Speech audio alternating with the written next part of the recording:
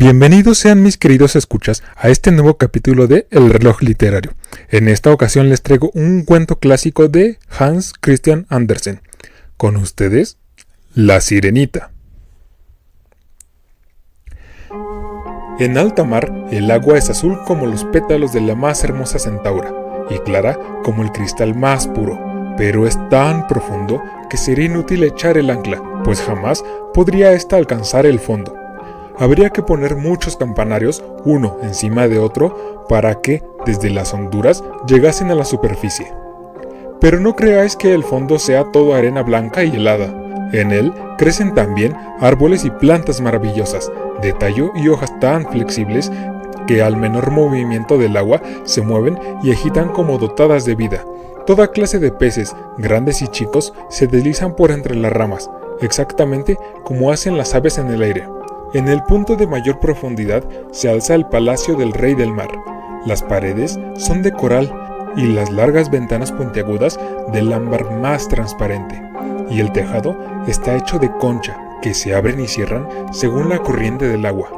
Cada una de estas conchas encierra perlas brillantísimas, la menor de las cuales honraría la corona de una reina. Hacía muchos años que el rey del mar era viudo. Su anciana madre cuidaba del gobierno de la casa. Era una mujer muy inteligente, pero muy apagada de su nobleza. Por esto, llevaba 12 ostras en la cola, mientras que los demás nobles solo estaban autorizados a llevar 6. Por lo demás, era digna de todos los elogios, principalmente por lo bien que cuidaba de sus nietecitas, las princesas del mar. Estas eran 6, y todas bellísimas, aunque la más bella era la menor. Tenía la piel clara y delicada como un pétalo de rosa, y sus ojos azules como el lago más profundo. Como todas sus hermanas, no tenía pies, su cuerpo terminaba en cola de pez. La princesa se pasaba el día jugando en las inmensas salas del palacio, en cuyas paredes crecían flores. Cuando se abrían los grandes ventanales de ámbar, los peces entraban nadando, como hacen en nuestras tierras las golondrinas cuando le abrimos las ventanas. Y los peces se acercaban a las princesas comiendo de sus manos y dejándose acariciar. Frente al palacio había un gran jardín, con árboles de color rojo de fuego y azul oscuro. Sus frutos brillaban como oro, y las flores parecían llamas por el constante movimiento de los peciolos y las hojas. El suelo lo formaba arena finísima, azul como la llama del azufre. De arriba descendía un maravilloso resplandor azul. Más que estar en el fondo del mar, se tenía la impresión de estar en las capas más altas de la atmósfera, con el cielo por encima y por debajo. Cuando no soplaba el viento, se veía el sol. Parecía una flor purpúrea, cuyo cáliz irradiaba luz. Cada princesita tenía su propio trocito de jardín, donde cavaba y plantaba lo que le venía en gana. Una había dado a su porción forma de ballena. Otra había preferido que tuviese la de una sirena. En cambio, la menor hizo la suya circular, como el sol, y todas las flores eran rojas como él. Era una chiquilla muy especial, callada y cavilosa. Y mientras sus hermanas hacían gran fiesta con los objetos más raros procedientes de los barcos náufragos, ella solo jugaba con una estatua de mármol, además de todas las rojas flores semejantes al sol. La estatua representaba a un niño hermosísimo, esculpido de un mármol muy blanco y nítido. Las olas la habían arrojado al fondo del océano. La princesa plantó junto a la estatua un sauce llorón color de rosa. El árbol creció espléndidamente y sus ramas colgaban sobre el niño de mármol, proyectando en el arenoso fondo azul su sombra violeta, que se movía a compás de aquellas. Parecía como si las ramas y las raíces jugasen unas con otras y se besasen. Lo que más encantaba a la princesa era oír hablar del mundo de los hombres. De allá arriba, la abuela tenía que contarle todo cuanto sabía de barcos y ciudades, de hombres y animales. Se admiraba, sobre todo, de que en la tierra las flores tuvieran olor, pues las del fondo del mar no olían a nada. Y la sorprendía también que los bosques fuesen verdes y que los peces que se movían entre los árboles cantasen tan melodiosamente. Se refería a los pajarillos, que la abuela llamaba peces para que las niñas pudieran entenderla, pues no habían visto nunca aves. La abuela les dijo que cuando cumpláis 15 años se les dará permiso para salir de las aguas, sentarse a la luz de la luna en los arrecifes y ver los barcos que pasan. Entonces veréis también bosques y ciudades. Al año siguiente, la mayor de las hermanas cumplió los 15 años. Todas se llevaban un año de diferencia, por lo que la menor debía guardar todavía 5, hasta poder salir del fondo del mar y ver cómo son las cosas en nuestro mundo. Pero la mayor prometió a los demás que al primer día les contaría lo que viera y lo que le hubiera parecido más hermoso, pues por más cosas que su abuela les contase, siempre quedaban muchas que ellas estaban curiosas por saber. Ninguna, sin embargo, se mostraba tan impaciente como la menor, precisamente porque debía esperar un tanto tiempo y porque era tan callada y retraída. Se pasaba muchas noches asomada a la ventana, dirigiendo la mirada a lo alto, contemplando a través de las aguas azul oscuro cómo los peces correteaban agitando las aletas y la cola. Alcanzaba también a ver la luna y las estrellas, que a través del agua parecían muy pálidas, aunque mucho mayores de como las vemos nosotros. Cuando una nube negra las tapaba, la princesa sabía que era una ballena que nadaba por encima de ella, o un barco con muchos hombres a bordo, los cuales jamás hubieran pensado en que allá abajo había una joven y encantadora sirena que extendía las blancas manos hacia la quilla del navío. Llegó, pues, el día en que la mayor de las princesas cumplió 15 años y se remontó hacia la superficie del mar. A su regreso, traía 1000 cosas que contar. Pero lo más hermoso de todo, dijo, había sido el tiempo que había pasado bajo la luz de la luna, en un banco de arena con el mar en calma, contemplando la cercana costa de una gran ciudad, donde las luces centellaban como millares de estrellas, y oyendo la música, el ruido y los rumores de los carruajes y las personas. También le había gustado ver los campanarios y torres, y escuchar el tañido de las campanas. Ah, con cuánta avidez le escuchaba a su hermana menor, cuando, ya anochecido, salió a la ventana a mirar a través de las aguas azules. No pensaba en otra cosa sino en la gran ciudad y sus ruidos y bullicio, y le parecía oír el son de las campanas, que llegaba hasta el fondo del mar. El año siguiente, la segunda tuvo permiso para subir a la superficie y nadar en todas las direcciones. Emergió en el momento preciso en el que el sol se ponía, y aquel espectáculo le pareció el más sublime de todos. De un extremo al otro, el sol era como el oro, dijo, y las nubes, oh, las nubes, ¿quién sería capaz de descubrir su belleza? Había pasado encima de ella, rojas y moradas, pero con mayor rapidez volaban aún, semejante a un lago velo blanco. Una bandada de cisnes salvajes volaban en dirección al sol, pero el astro se ocultó y en un momento desapareció el tinte rosado del mar y las nubes. Al cabo de otro año, tocóle el turno a la hermana tercera, la más audaz de todas. Por eso, remontó un río que desembocaba en el mar. Vio deliciosas colinas verdes cubiertas de pámpanos, y palacios y cortijos que destacaban entre magníficos bosques. Oyó el canto de los pájaros, y el calor del sol era tan intenso que la sirena tuvo que sumergirse varias veces para refrescarse el rostro ardiente. En una pequeña bahía se encontró con una multitud de chiquillos que corrían desnudos y chapoteaban en el agua.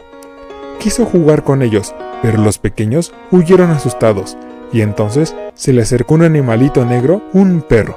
Jamás había visto un animal parecido, y como ladraba terriblemente, la princesa tuvo miedo y corrió a refugiarse en alta mar. Nunca olvidaría aquellos soberbios bosques, los verdes colinas y el tropel de los chiquillos que podían nadar a pesar de no tener cola de pez. La cuarta de las hermanas no fue tan atrevida, no se movió del alta mar y dijo que este era el lugar más hermoso. Desde él se divisaba un espacio de muchas millas y el cielo semejaba una campana de cristal. Había visto barcos, pero a gran distancia, parecían gaviotas. Los graciosos delfines habían estado haciendo piruetas y enormes ballenas la habían cortejado proyectando agua por las narices como centenares de surtidores. Al otro año tocó el turno de la quinta hermana. Su cumpleaños caía justamente en invierno, por eso vio lo que las demás no habían visto por primera vez. El mar parecía inmensamente verde y alrededor flotaban grandes icebergs, parecidos a perlas, dijo, y sin embargo mucho mayores que los campanarios que construían los hombres. Adoptaban las formas más caprichosas y brillaban como diamantes.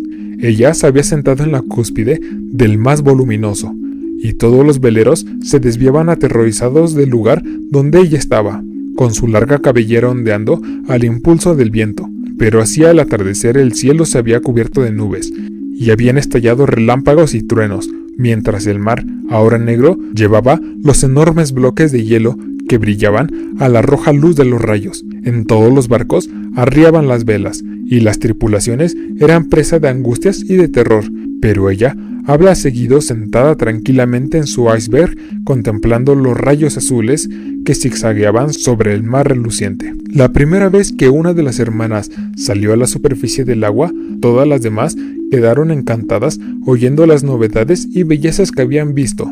Pero una vez tuvieron permiso para subir cuando les viniera en gana, aquel mundo nuevo pasó a ser indiferente para ellas. Sentían la nostalgia del suyo, y al cabo de un mes afirmaron que sus parajes submarinos eran los más hermosos de todos, y que se sentían muy bien en casa. Algún que otro atardecer, las 5 hermanas se cogían de la mano y subían juntas a la superficie. Tenían bellísimas voces, mucho más bellas que cualquier humano, y cuando se fraguaba alguna tempestad se situaban ante los barcos que corrían peligro de naufragio, y con arte exquisito cantaban a los marineros las bellezas del fondo del mar, animándolos a no temerlo. Pero los hombres no comprendían sus palabras y creían que eran los ruidos de la tormenta, y nunca les era dado contemplar las magnificencias del fondo, pues si el barco se iba a pique, los tripulantes se ahogaban, y al palacio del rey del mar solo llegaban cadáveres. Cuando al anochecer las hermanas, cogidas del brazo, subían a la superficie del océano, la menor se quedaba abajo sola, mirándolas con ganas de llorar. Pero una sirena no tiene lágrimas, y por eso es mayor su sufrimiento. «Ay, si tuviera 15 años», decía.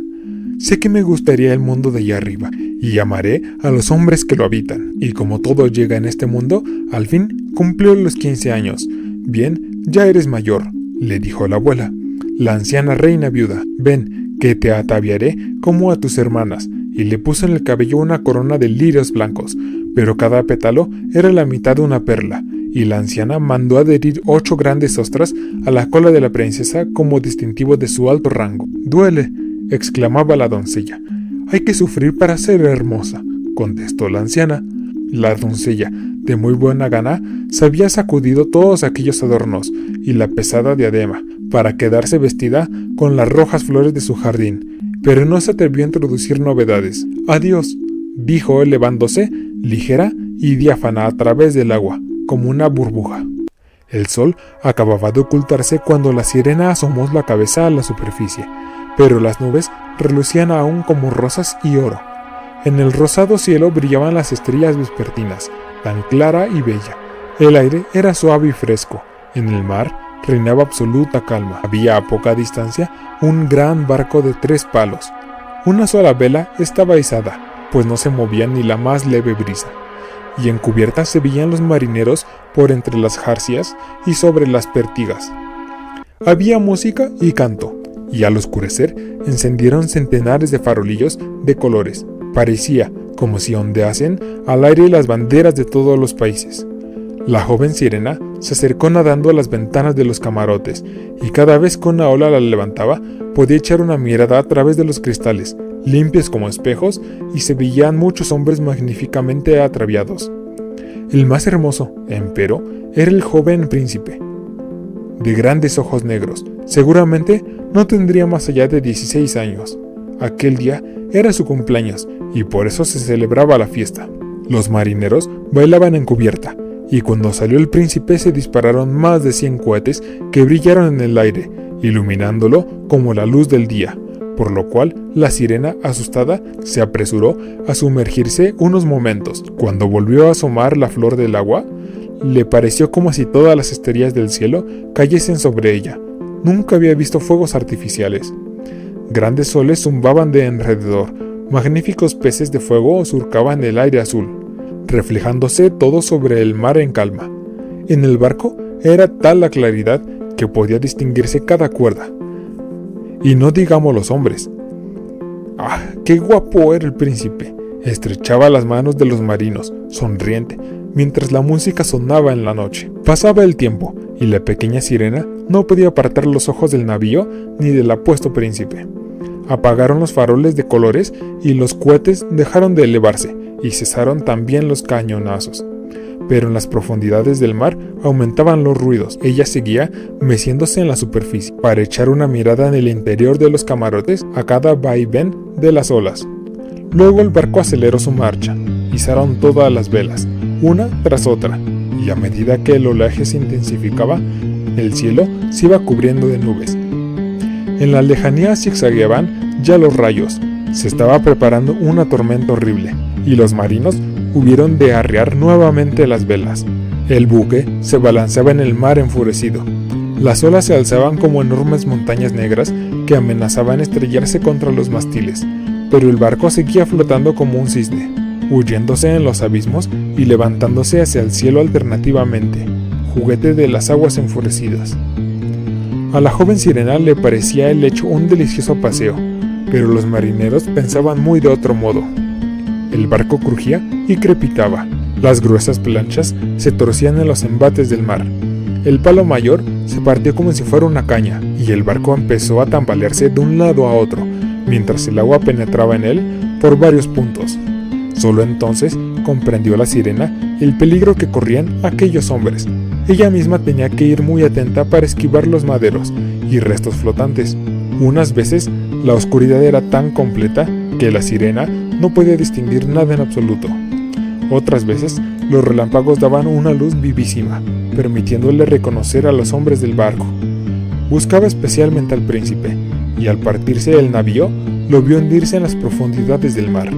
Su primer sentimiento fue de alegría, pues ahora iba a tenerlo en sus dominios. Pero luego recordó que los humanos no pueden vivir en el agua, y que el hermoso joven llegaría muerto al palacio de su padre. No era posible que muriese. Por eso, echó ella a nadar por entre los maderos y las planchas que flotaban, esparcidas por la superficie, sin parar, mientes en que podían aplastarla. Hundiéndose en el agua y elevándose nuevamente, llegó al fin al lugar donde se encontraba el príncipe, el cual se hallaba casi al cabo de sus fuerzas. Los brazos y piernas empezaban a entumérsele. Sus bellos ojos se cerraban y habrían sucumbido sin la llegada de la sirena, la cual sostuvo su cabeza fuera del agua y se abandonó al impulso de las olas. Al amanecer, la tempestad se había calmado, pero del barco no se veía el menor resto.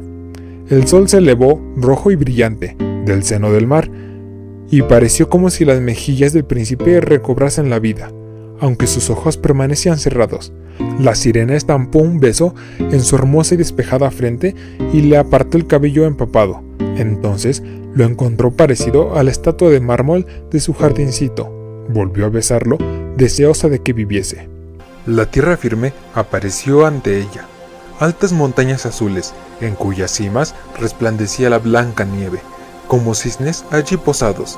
En la orilla se extendían los soberbios bosques verdes, y en primer término había un edificio que no sabía lo que era, pero que podía ser una iglesia o un convento.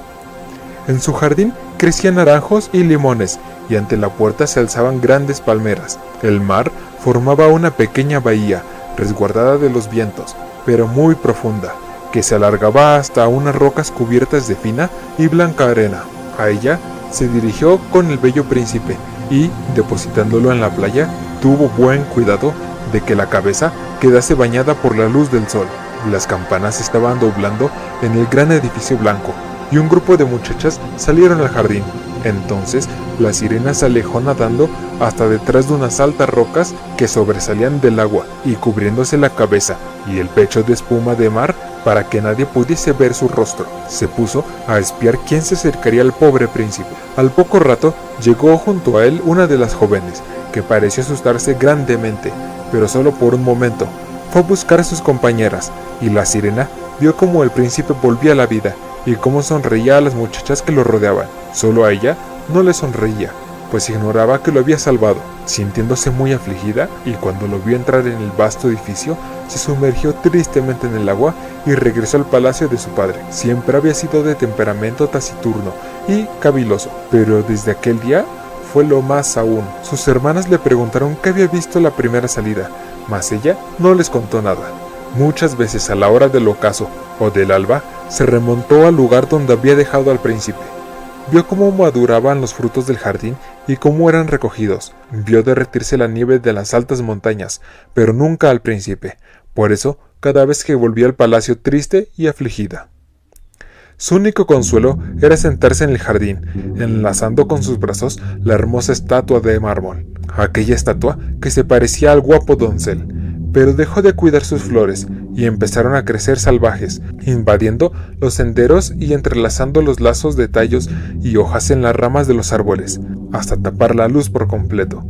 Por fin, incapaz de seguir guardando el secreto, lo comunicó a una de sus hermanas, y muy pronto lo supieron las demás, pero aparte de ellas y unas pocas sirenas de la intimidad, nadie más se enteró de lo ocurrido. Una de las amigas pudo decirle quién era el príncipe, pues había presenciado también la fiesta del barco y sabía cuál era su patria y dónde se hallaba su palacio. «Ven, hermanita», dijeron las demás princesas, y pasando cada una el brazo en tomo a los hombros de la otra, subieron en larga hilera a la superficie del mar, y el punto donde sabía que se levantaba el palacio del príncipe. Estaba construido de una piedra brillante, el color amarillo claro, con grandes escaleras de mármol, una de las cuales bajaba hasta el mismo mar.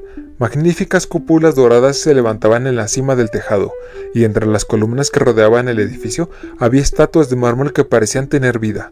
A través de los nítidos cristales de las altas ventanas podían contemplarse los hermosísimos salones adornados con preciosos tapices y cortinas de seda, y con grandes cuadros en las paredes, unas delicias para los ojos. En el salón mayor, situado en el centro, murmuraba un grato surtido, cuyos chorros subían a gran altura hacia la cúpula de cristales, a través de la cual la luz del sol llegaba al agua y a las hermosas plantas que crecían en la enorme pila. Después se supo dónde residía el príncipe. Se dirigía allí muchas tardes y muchas noches, acercándose a tierra mucho más de lo que hubiera osado cualquiera de sus hermanas. Incluso se atrevía a remontar el canal que corría por debajo de la soberbia terraza levantada sobre el agua. Se sentaba allí y se quedaba contemplando a su amado, el cual creía encontrarse solo abajo la clara luz de la luna. Varias noches lo vio navegando en su preciosa barca, con música y con banderas ondeantes. Ella escuchaba desde los verdes juncales, y si el viento acertaba a cogerle el largo velo plateado haciéndolo visible, él pensaba que era un cisne con las alas desplegadas. Muchas noches que los pescadores se hacían a la mar con antorchas encendidas, les oía encomiar los méritos del joven príncipe, y entonces se sentía contenta de haberle salvado la vida. Cuando flotaba medio muerto, a merced de las olas, y recordaba cómo su cabeza había reposado en su seno, y con cuánto amor lo había besado ella, pero él lo ignoraba, ni en sueños la conocía. Cada día iba sintiendo más afecto por los hombres, cada vez sentía mayores deseos de subirlo hasta ellos, hasta su mundo, que le parecía mucho más vasto que el propio. Podían volar en sus barcos por la superficie marina, escalar montañas más altas que las nubes, poseían tierras cubiertas de bosques y campos que se extendían mucho más allá de donde alcanzaba la vista. Había muchas cosas que hubiera querido saber, pero sus hermanas no podían contestar a todas sus preguntas. Por eso acudió a la abuela, la cual conocía muy bien aquel mundo superior que ella llamaba, con razón, los países sobre el mar. Suponiendo que los hombres no se ahoguen, preguntó la pequeña sirenita, ¿vienen eternamente? ¿No mueren como nosotras los seres submarinos? Sí, dijo la abuela, ellos mueren también, y su vida es más breve todavía que la nuestra. Nosotras podemos alcanzar la edad de 300 años, pero cuando dejamos de existir nos convertimos en simple espuma que flota sobre el agua y ni siquiera nos queda una tumba entre nuestros seres queridos. No poseemos un alma inmortal, jamás renaceremos. Somos como la verde caña, una vez que se ha cortado jamás reverdece. Los humanos, en cambio, tienen un alma que vive eternamente, aún después de que el cuerpo se ha transformado en tierra. Un alma que se eleva a través del aire diáfano hasta las rutilantes estrellas.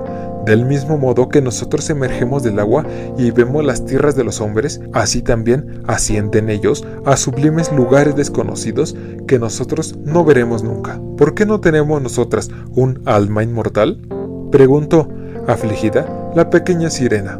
Gustosa, cambiaría yo mis centenares de años de vida por ser un día como una persona humana y poder participar luego del mundo celestial. No, no pienses en eso, dijo la vieja. Nosotras somos mucho más dichosas y mejores que los humanos de allá arriba. Así, pues, moriré y vagaré por el mar convertida en espuma, sin oír la música de las olas, ni ver las hermosas flores y el rojo globo del sol.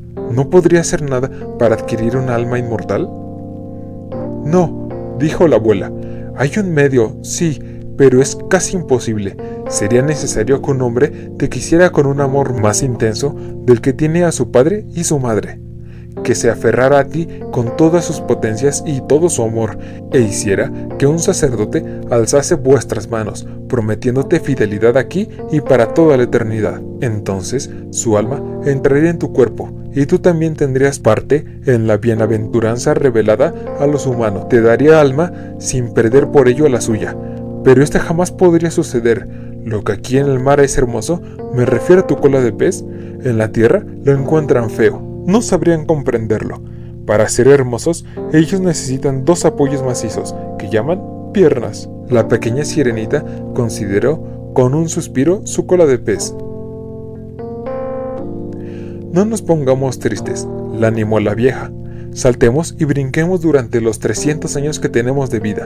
Es un tiempo muy largo, tanto mejor se descansa luego. Esta noche celebraremos un baile de gala. La fiesta fue una magnificencia como nunca se ve en la tierra. Las paredes y el techo del gran salón eran de grueso cristal, pero transparente. Centenares de enormes conchas, color de rosa y verdes, se alineaban a uno y otro lado con el fuego de la llama azul que iluminaban toda la sala y proyectaban su azul al exterior, a través de las paredes, y alumbraba el mar, permitiendo ver los innúmeros peces, grandes y chicos, que nadaban junto a los muros de cristal, unos con brillantes camas purpúreas, otros reflejos dorados y plateados. Por el centro de la sala fluye una concha corriente, y en ella bailaban los moradores submarinos, al son de su propio y delicioso canto.